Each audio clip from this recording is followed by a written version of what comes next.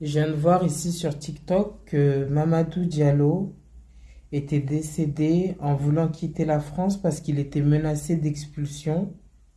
Il avait eu 2 OQTF. L'année dernière, j'étais tombée sur le reportage avec son employeur. La commune où il travaillait avait tout fait pour qu'il ne subisse pas ces OQTF et pour qu'il ne soit pas expulsé. Son employeur et les habitants de cette ville étaient dans l'incompréhension. Je suis tellement bouleversée, en fait, parce que je me dis, il y a des vrais délinquants. Ceux-là, on les expulse pas. Ils commettent des crimes et ils sont même pas inquiétés. T'as des gens qui subissent des OQTF alors qu'ils sont intégrés, qui travaillent. Ils font des travaux que les Français de souche ne voudraient pas faire. Mais c'est eux qu'on menace d'expulsion.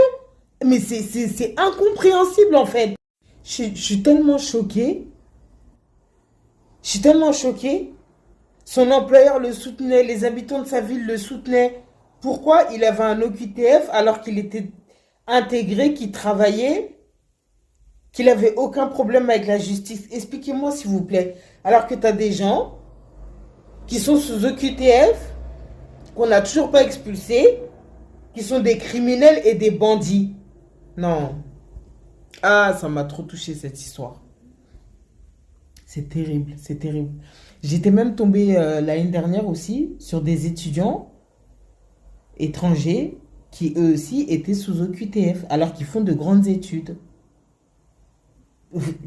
C'est tellement absurde. Je comprends plus rien à ce pays. Je ne suis pas ton papy, Mamadou. Je trouve ça honteux, je trouve ça complètement délirant. C'est des gens qui font tout pour nous, qui sont à notre service. On a ce qu'il faut chez nous. Monsieur Renard a engagé Mamadou comme apprenti, car ce jeune Guinéen était à l'époque mineur isolé. Il a été clair envers moi. Il a dit si tu veux bosser, moi je vais t'aider. Mais si tu veux pas, non, on ne veut pas des feignants. Il dit bah voilà, moi aussi j'ai envie de travailler quand même. Hein. Papy, il m'apprend bien. Pourquoi vous l'appelez papy? Parce qu'il les entend envers moi, hein. Il m'a pris comme son famille. Vous avez un lien fort.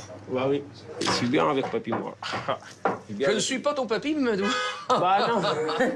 Il n'y a pas des gens qui ont un titre de séjour qui veulent faire ce métier? Le problème en France, c'est que, entre guillemets, les sales boulots, les Français veulent pas le faire. On a recours à de la main-d'œuvre étrangère, mais on a ce qu'il faut chez nous. Mais ils veulent pas. C'est ça le gros problème. Mais l'apprenti étant devenu majeur, il a reçu en mai dernier une obligation de quitter le territoire. Ça a coûté horriblement cher à la société. Puis maintenant qu'il est autonome, qu'il paie son loyer, tout ça, etc., qu'il a son salaire, etc., qui fait vivre le pays.